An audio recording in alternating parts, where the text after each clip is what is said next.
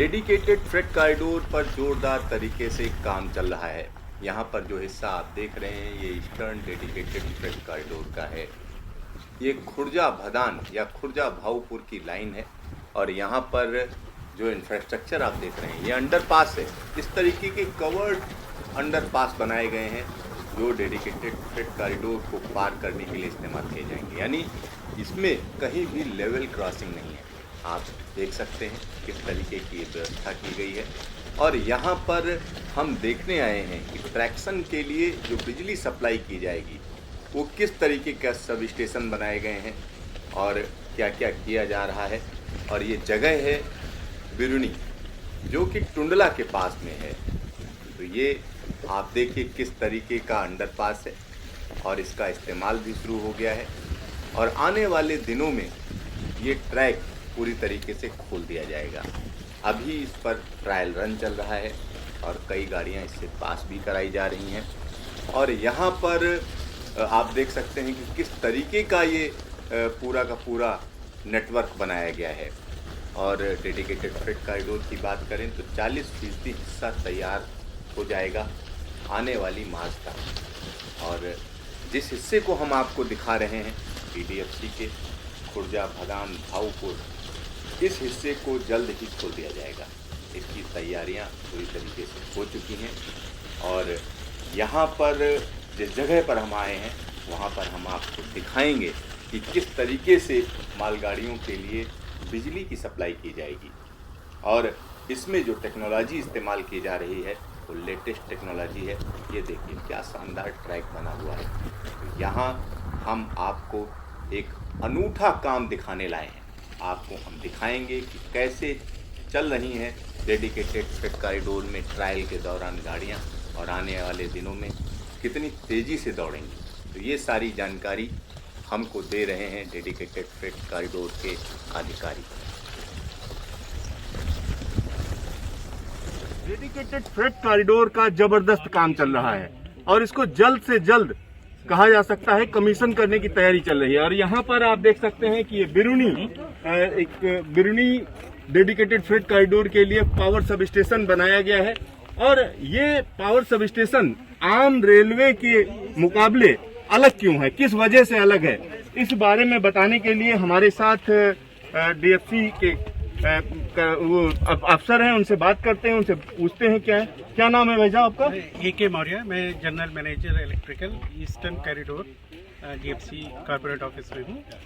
और ये हमारा जो बिरुनी TSS है ये इंडियन रेलवे में 2x25 का सबसे पहला सब स्टेशन है जो ट्रैक्शन को पावर सप्लाई देगा। अच्छा, ये ट्रैक्शन जो आप बोलते हो, ट्रैक्शन होता क्या है? ये ट्रैक्शन क्या चीज है, मुझे समझ में नहीं आ रही है। ट्रैक्शन मतलब जो रेलगाड़ी को खींचने के लिए इंजन लगता है, तो ट्रेन को चलाने के लिए जो पावर की जरूरत होती है उसको ट्रैक्शन पावर हम लोग कहते हैं। अच्छा, उसको ट्रैक्शन पावर कहते हैं। अच्छा, यहाँ पर 25 kV आप बोल रहे हैं, इसको 25 kV क्या है? 2x25 kV। नॉर्मली हमारे यहाँ जो पावर सप्लाई होती है जो घर में हम यूज़ करते हैं वो 415 वोल्ट की पावर सप्लाई यूज़ करते हैं। लेकिन जब हम हाई पावर की जहाँ पे ज़रूरत होती है तो हमें ज़्यादा वोल्टेज वाली पावर सप्लाई चाहिए। तो क्योंकि ट्रेन का लोड जो होता है काफ़ी ज़्यादा होता है, इसलिए एक स्टैंडर्ड हमारे इंडियन रेलवे में यूज़ किया गया है 25 kV का। तो जो कन्वेंशनल हमारा सिस्टम था वो 25 kV का था, लेकिन उस सिस्टम का हमारा जो पावर की लिमिटेशन थी वो लिमिटेड थी। तो उसको बढ़ाने के लिए हमने यहाँ पे 2x25 kV सिस्टम यूज़ किया है। इसका बेनिफिट ये होगा हम ज़्यादा लंबी ट्रेनें ज़्यादा स्पीड से और ज़्यादा भार खींचने वाली ट्रेन चला सकते हैं। तो भाई साहब इन्होंने बताया कि ज्यादा लंबी ट्रेनें चलेंगी, इसमें ज्यादा माल खींचा जाएगा, तो उसके लिए अच्छी क्वालिटी की बिजली चाहिए। तो अच्छी क्वालिटी क्या होती है बिजली की? अच्छा, मैं रविभूषण हूँ, I am also general manager electrical GFCCI और मैं इस सेक्शन का इलेक्ट्रिकल इंस्पेक्टर भी हूँ। मतलब my primary job is to see safety.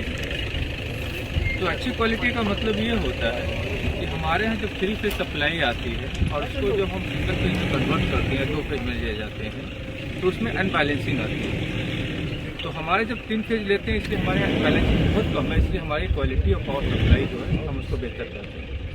Indian railways में हम सिंगल फेज में लेते हैं और सिंगल फेज में देते हैं, तो वहाँ चूँकि 3 फेज नहीं है तो इसलिए वहाँ अनबैलेंसिंग हो जाती है और कुछ हार्मोनिक जनरेट हो जाते हैं, तो इससे थोड़ी पावर क्वालिटी हम उसको बोलते हैं कि ख़राब है। उसकी एक लिमिटेशन होती है सर्टन परसेंटेज, और एज पर नॉर्म 3% का होता है, और उससे हमारे पास यहाँ कम है, तो ये 1% के आसपास अनबैलेंसिंग है, इसलिए हम कहते हैं कि मेरी पावर क्वालिटी इम्प्रूव। तो मौर्य जी अंदर दिखाएंगे क्या क्या है? हाँ बिल्कुल प्लीज। तो क्या है यहाँ पर अंदर? मैं देख रहा हूँ नया नया सा सिस्टम बना हुआ है सारा का सारा। ये बेसिकली हम लोग 132 kV पे पावर सप्लाई लेते हैं यूपीपीटीसीएल से, और उसको ट्रांसफार्मर यूज़ करके हम 25 kV पे कन्वर्ट करते हैं। मतलब प्राइमरी साइड में हमारा 132 kV है, और जहाँ पे हम पावर यूज़ करते हैं उसको रिड्यूस करके 25 kV पे कर लेते हैं। और ये जो 2 ट्रांसफार्मर लगे हैं, इसका मतलब ये है कि हमने अपनी ट्रेनों को 2 भागों में बांट रखा है। उस तरफ का जो ट्रैक है वहाँ पे आने वाली ट्रेनें एक ट्रांसफार्मर से फीड होगी, और इस टीएसएस की इस तरफ वाली जो ट्रेनें हैं वो दूसरे ट्रांसफार्मर से फीड होगी। मतलब यहाँ पर 2 ट्रांसफार्मर हैं। 2 ट्रांसफार्मर है। तो दिखाइए कौन सा ट्रांसफार्मर है, और ये क्या, ये ट्रांसफार्मर यहीं का बना हुआ है या बाहर का है? ये ट्रांसफार्मर इम्पोर्टेड है, ये चाइना से है। ये चाइना का आया हुआ है? यस। अच्छा, तो चाइना ज्यादा अच्छा ट्रांसफार्मर बनाता है बेसिकली, क्योंकि ये नई टेक्नोलॉजी है। ऐसी बात नहीं है कि चाइना अच्छा बनाता है, लेकिन जब कंट्रैक्टर जब आपको प्रपोज करते हैं और आपको कुछ टेक्निकल स्पेसिफिकेशंस होते हैं, उसको स्पेसिफिकेशन को मीट करने चाहिए। तो ये पर्टिकुलर ट्रांसफर उन्होंने प्रपोज किया, और हमारे जो technical standard specification world wide standard one of the best specification उसको मीट करते हैं, इसलिए इसको हमने अप्रूव किया और ये लिया गया है। अच्छा, ये सस्ता सुंदर टिकाऊ है? आप ऐसा नहीं कह सकते हैं कि सस्ता सुंदर टिकाऊ, लेकिन ये कह सकते हैं टिकाऊ है। टिकाऊ है। अच्छा, मैंने सुना था कि चीन की जो कंपनियां हैं उनको आप लोगों ने बैन ही कर दिया, इस तरीके की बातें थी, लेकिन अब यहाँ तो कुछ और दिख रहा है। वो एक केस अलग केस था, एक सिग्नलिंग का एक कॉन्ट्रैक्ट था जहाँ उन्होंने काम नहीं किया था और उसको उन्होंने जो है टर्मिनेट कर दिया। वो सिग्नलिंग का है, नो इलेक्ट्रिकल से इंटरेक्ट नहीं है, सिग्नलिंग का है। सिग्नलिंग का है। हाँ। तो मौर्य साहब ये बताइए, अब यहाँ पे समझाइए क्या है ये आप ट्रांसफार्मर के इस तरफ वाला जो देख रहे हैं सेक्शन, ये 132 kV वाली सप्लाई है। यहाँ पे 132 के 132 kV है। अच्छा। तो 132 kV हम लोग यूपीपीटीसीएल से लेते हैं, ट्रांसमिशन ग्रिड जो है उससे लेते हैं। ट्रांसफार्मर की दूसरी तरफ जो हम सप्लाई लेते हैं वो 25 kV वाली है, और हमारे ये लोकोमोटिव होते हैं, लोकोमोटिव में 25 kV पे हम फीड करते हैं। अच्छा, 25 kVA जो बोलते हैं 25,000 किलोवाट, 25,000 वोल्ट, किलोवोल्ट। अच्छा, किलोवाट और किलोवोल्ट में क्या फर्क होता है? वोल्ट जो होता है ये वास्तव में वोल्टेज लेवल नापने का यूनिट है, और वाट जो है वो पावर नापने की यूनिट है।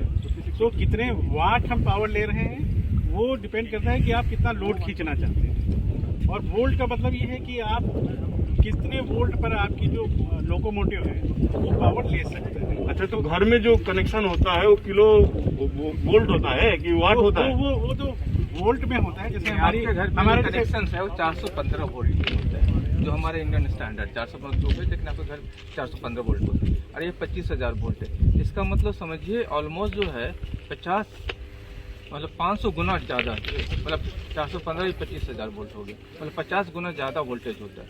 आपकी जो दोनों में जो डिफरेंसेस क्या होता है कि हमारा जो भी पावर जो होता है वो करंट पे होता है। 415 वोल्ट पे लेंगे और इसमें लेंगे तो 50 गुना करंट सेम तार में 50 गुना कम करंट लेगी, और उतनी ही ताकत से या उतनी पावर से देगी।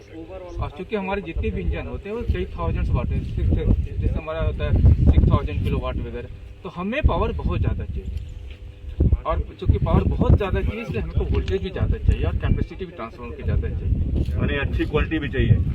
क्वालिटी तो अच्छी चाहिए क्योंकि उसकी भी एक लिमिटेड 3% का लिमिटेशन जो होता है अनबैलेंसिंग का, दैट वो मेंटेन करना पड़ता है, तो क्वालिटी अच्छी चाहिए। अच्छा, ये जो पावर है, पावर सप्लाई आपकी ये कहाँ से आ रही है? मतलब जो जैसे हमारे घर में जो बिजली आती है वो तो सीधा वो म्यूनसिपैलिटी वाले देते हैं, या जो भी वहाँ के अपना जो डिस्ट्रीब्यूशन वाले लोग हैं वो सरकार की तरफ से आती है। ठीक है, यहाँ पे कौन देता है? नहीं, देखिए पावर सोर्स का सिंपल एक मान के चलिए कि पावर जनरेटर है, जनरेटिंग यूनिट्स आर देयर। ये कोल का जनरेशन है, कहीं थर्मल जनरेशन हो गया, सोलर जनरेशन हो गया, इवन हाइड्रो जनरेशन, कई तरह के जनरेशन है। ये पूरे जनरेटिंग सिस्टम एक हमारा नेशनल ग्रिड बना हुआ है, वो पावर ग्रिड नेशनल ग्रिड है, मतलब वो पूरा जो है एक ग्रिड बना हुआ है जो 400 किलोवाट पे इधर उधर ले जाता है, और उस ग्रिड के कई जगह सब स्टेशन बने, और वहाँ से सब लोग टैप करते हैं। आपके घर में भी जो सप्लाई आती है वहाँ से टैप होकर छोटे सब स्टेशन में जाता है, वहाँ से वो आपके पास बेचते हैं। उसी तरह हम लोग भी करते हैं। नेशनल ग्रिड से टैप होके हमारे पास मिट्टी एक सब स्टेशन है, वहाँ पे जाता है, वहाँ से हम लाते हैं। अच्छा, मतलब ये पावर ग्रिड से आता है, मतलब फाइनली नेशनल ग्रिड है उससे आता है। नेशनल ग्रिड से फाइनली सबको नेशनल ग्रिड से ही मिलता है। आपके घर में भी आता है, चाहे यहाँ भी आएगा, और नेशनल ग्रिड के थ्रू ही आता है। नेशनल ग्रिड से ही आता है। तो मौर्य साहब, एक आखिरी सवाल है कि ये जो बिजली है, जो यहाँ पर जिस तरीके का आपने पावर सब स्टेशन बनाया है, ये कितने बनाए हैं ईडीएफसी में? ये हमारे भावपुर से लेके खुर्जा तक 5 सब स्टेशन, 5 नहीं, हमारे जो ईस्टर्न कॉरिडोर का टोटल प्लानिंग में 30 बनना है हमको। लुधियाना से लेकर कलकत्ता तक टोटल 30 बनने हैं, 80 किलोमीटर के। अच्छा, 80 किलोमीटर। तो न्यूज स्टेशन से बातचीत के लिए आपका धन्यवाद दोनों लोगों का, बड़े अच्छे तरीके से आपने जानकारी दी। आपको भी धन्यवाद। तो यहाँ पर आप समझ सकते हैं कि डेडिकेटेड फ्रेट कॉरिडोर की जब हम बात करते हैं तो क्वालिटी की बात होती है, और सबसे बड़ी बात यह है कि बड़ी बड़ी ट्रेनें चलेंगी, लंबी लंबी ट्रेनें जिनमें ढेर सारा माल लादा जाएगा, और उनको खींचने के लिए पावरफुल इंजन चलेंगे, और उसके लिए बिजली का जुगाड़ यहीं से है, और अच्छी क्वालिटी की बिजली उनको दी जाएगी, और उसका पूरा इंतजाम किया गया है। Siddharth, news station, Biruni power sub station.